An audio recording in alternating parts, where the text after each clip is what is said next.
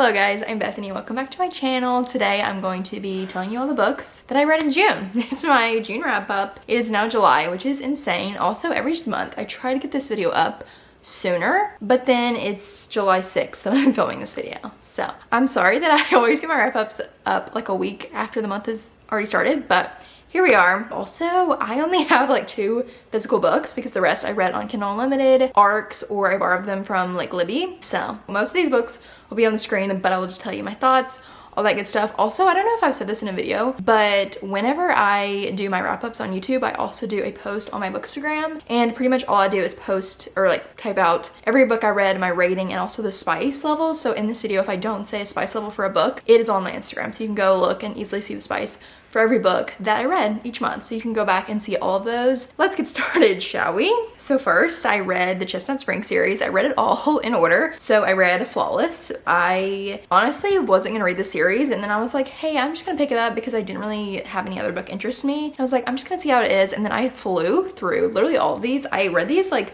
a week before the 4th one came out this month, so I read them all and was able to read Reckless like right after that. So I read them in order, but anyways, I love this book so much. It was so fun, so cute. It's basically about this bull rider, and he is kind of like acting up. He like lost a sponsorship and things like that, and his agent is like, you need to calm down, so I'm gonna give you a babysitter. My daughter is going to babysit you to make sure you stay in line. I gave it 4.5 stars. I flew through it. I thought it was so fun, so cute, and it was just a great time. Like if you're just looking for a great like small town country vibe cowboy romance, this is for you. Like you should read it. It's so good. And I feel like, as you can tell from like the description of the book, Rhett, the main character, or the male main character, has very much like a bad reputation, but he's really a softie on the inside, which I love in a male main character. So I love this book. I thought it was so fun, but I do have to say that it is very spicy. So if you are not wanting to read spice, I would not recommend the Chestnut Spring series because you're gonna have to skip quite a bit of spice. I think it was worth, like the plot was really good, but it is very spicy. So just be aware of that. The whole series is very spicy. So if you're not wanting that, I'd avoid this. And then the next one is Heartless, which is about Rhett's brother Cade. And he is a rancher, and he also has a son. So you have the single dad trope, also more cowboy romance. And he is looking for someone to nanny his son. And you just kind of see that unfold. Also, this is about Summer from the first book. Her best friend is this one. I gave that one 4.5 stars. It was just so fun. I flew through it. I thought Luke was literally the cutest, and I love how Cade, like his walls were torn down by the female main character. Love that.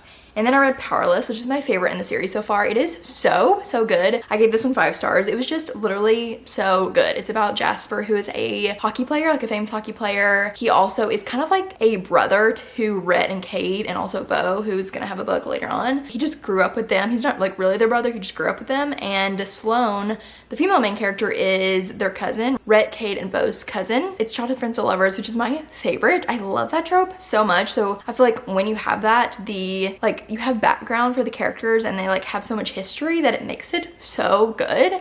So I love this book so much. And Jasper, I love Jasper so much. One of my new favorite book boyfriends. He's literally incredible. I love him. He's very like shy and closed off. So if you read Flawless and Heartless, you'll get little snippets of him, and he's very like reserved. You can tell some things have happened in his life, and so this, you really get to dive deep into him because you get his point of view. Also, all of these are dual POV, which is my favorite. So this one is a little like more emotional than the first 2, and I really like that in it. And yeah, I just felt like there was more depth and like emotional connection in this book, which I feel like made the spice worth it. So I really love this one. It was my favorite in the series. Highly recommend you read this just to get to Powerless because it was so good. Also, in case you didn't know, by Brett Young, it's like the perfect song for this book. So if you like country music, you should read this book. You should listen to some country music while you're doing it. Next is Reckless, that came out in June, and I'm sad to say that I did not enjoy this one nearly at all as much, that didn't make any sense, as the first 3, which made me really sad. I don't know what it was. I feel like it was a combination of things. Basically, this one is about Theo, who is Rhett from the first book. He like trains him, like mentors him. He's also a bull rider. I'm not gonna tell you any of the tropes because honestly, one thing that I wish is that I didn't know what it was about going into it. Like I wish I just knew who it was about and not like what it was about, like the tropes, because I feel like it ruins the book for you. I feel like if I could have went in blind, I would have enjoyed it way more. And also I feel like there was so many quotes that were posted on social media that like I didn't see any new quotes that I hadn't seen on Instagram, which made me sad. Like all the sweet quotes I'd already read on Instagram. So kind of disappointing. Also thought it was just like so spicy. I mean, the other books were too, but I feel like it was more lust focused and like I just didn't enjoy it. I was just like ready for it to be over with. So after some pondering the past few weeks, I've decided to give it 2 stars. So 1 star for Theo, 1 star for the found family, which reminds me that this whole series has such good found family. So if you're looking for that in a series, you should read this because it's just so good. You get all the characters from the previous books as you continue. It's a great time. So yeah, I was disappointed by this book, but also I've seen literally everyone else love it. I don't think I've seen, well, I have one friend that didn't like it either, but other than that, on Instagram, like BookTube, I've seen everyone love it. So you might love it as well. It does still give the country vibes, but it just wasn't as good as the other ones by a long margin. So then I listened to Yours Truly on audio. I didn't really put this on my like list of what I read. It's not counted in my like on Goodreads or whatever, but I requested Yours Truly on Libby as an audiobook because I love that book so much. We all know this. And I wanted to listen to it. I wanted to experience it in my ears. And it was a great time. I loved it because Jacob's point of view is narrated by a guy. So that's so fun. It's not just like a girl. I don't know anything about audiobooks, so this probably is a normal thing with dual POV. But anyways, I loved hearing Jacob's voice in my ears. So anyways, that was a great time. And then I read Crimson River by Bethany Perry. This is the 5th book in the Eden series. It came out in June and it was so good. This is one of my favorites in the series and I was so excited for it because the romantic suspense was so good in this book. I feel like it was like half romance, half suspense. That's really like how I would categorize it. Some of the previous books were more romance heavy and then the first book was more mystery heavy, but this one was like very like mystery suspense heavy, which was so fun. So if you don't know, the Edens series is about the Edens who live in Quincy, Montana. They own like a ranch and a coffee shop and a hotel and all these things, like all these siblings and their parents, and so they're kind of well known in this town, and so each book is a different Eden sibling. And so this one is about Lila. She owns the coffee shop, which is just so fun. We love that.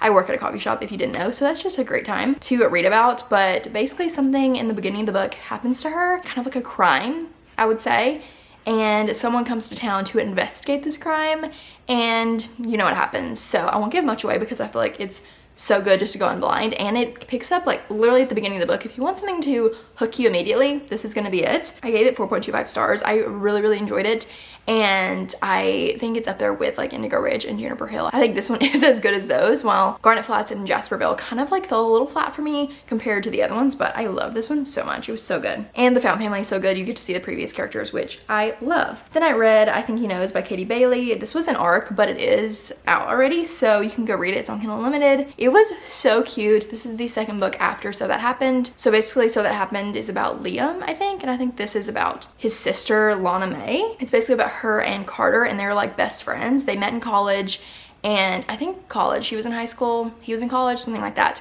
and they've just been friends for years. And she also has a daughter, and so you have the single mom trope, you have the best friends to lovers. It was just so good. Oh, also Carter is a famous actor, so you get One of Us is Famous.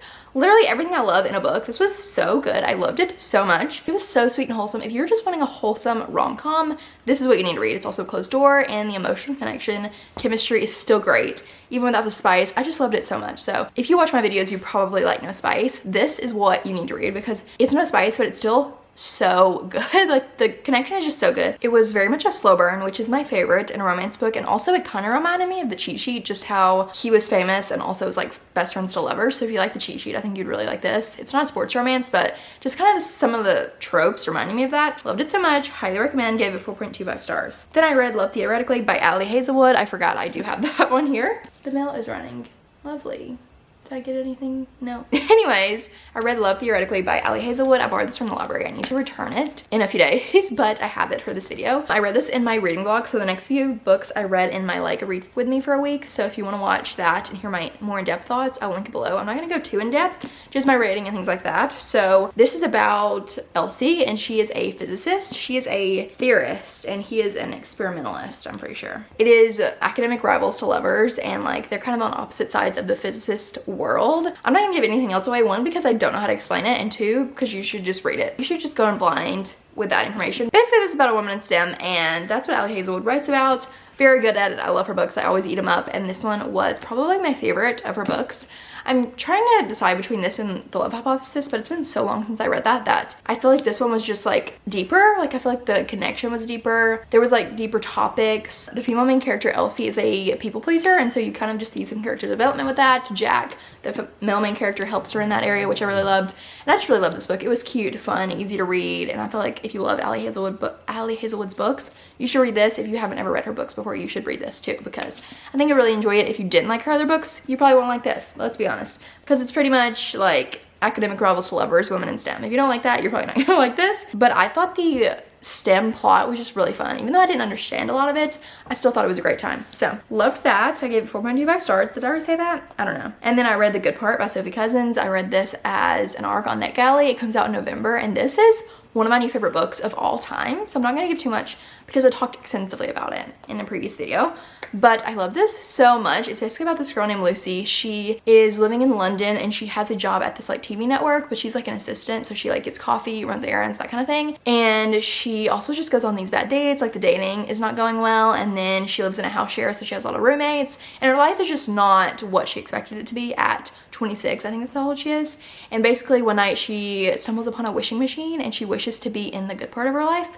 So the next day she wakes up, she has a husband, she has kids, and you just see what happens. I love this book so much. Like it was so good. Like I feel like I was like with Lucy, like experiencing all the feelings she was experiencing. Everything about it was perfect, and I feel like you're just like going back and forth on like, should she stay in the future or should she go back? Like all that stuff. It's literally so good, and you should pre-order it or request on NetGalley because it's so good, and it just reminded me how beautiful life is. I gave it 5 stars. I loved it so much. This will be one of my favorites of the year. Then I reread Magnolia Parks by Jessa Hastings. If you don't know, love the series so much. I read Daisy Hates' Magnolia Parks Long Way Home, Daisy Hates The Great Undoing in like January and February, and I read Magnolia Parks when it first came out a few years ago, and I didn't love it. So I wanted to reread it because I wanted to like experience it again and see if I like it the second time, and also wanted to annotate it. So I did annotate the crap out of it. I share some quotes and things like that in that vlog I'll link below. I didn't love this when I first read it, as I said, but I wanted to give Daisy Hates a try, and I loved the rest of the series so much. Like literally one of my favorite series of all time.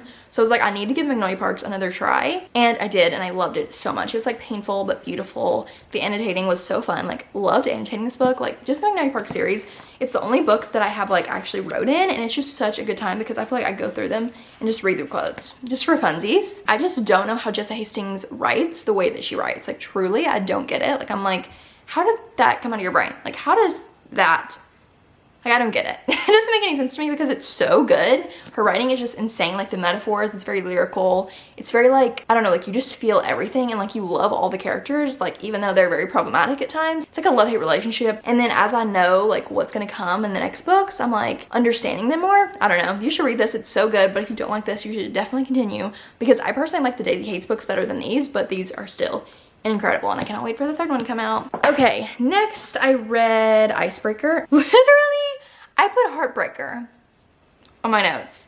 No, I definitely read Icebreaker by Hannah Grace. I read part of this in my reading vlog, but I didn't finish it until after I filmed that. But I really enjoyed this. I wasn't expecting to because, well, that's not true. I just feel like a lot of people haven't enjoyed it that I'm friends with, and I've also heard it's very spicy. So I was a little weary going into it. Weary, both of the above, I don't know. But basically this is about a hockey player and a ice skater, and they go to this college in California called University of California, Maple Hills, something like that. Don't think that's a real college. And you're just kind of following them. There's a good bit of found family, which I love, because you get the ice skater who is Stassi or Anastasia, and Nate or Nathan and his like hockey player buddies, his team, which is so fun. And it's just really good. It was cute, a fun time. I gave it 4 stars. I just really loved it. I just skipped over the spice, and I thought it was just a great time. Like, especially after I reread Magnolia Parks, it was just a good palate cleanser to make me happy, to make me feel good again, to not break my heart, you know, to heal my heart, as I was heartbroken over Magnolia Parks. So I really enjoyed it. If you don't like spice, I probably wouldn't recommend it. I can't wait for the next book, which is,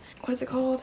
Wildfire? Yeah, it's called Wildfire. It comes out in October. I'm so excited about that book. I really want an arc of it, but I'm just so excited because I just love the found family, the characters. It's just really fun. So I highly recommend it if you're just wanting a fun time, and you can avoid, or you can look past the spice. That is all that I read in June. I hope you enjoyed this video, and I hope you had a great reading month. Let me know what you read in June, your favorite book. Let me know your favorite book that you read in June. My favorite was probably The Good Part. Let me know what you want to read in July, and I think that's it. So I'll see you very soon for my next video. Bye.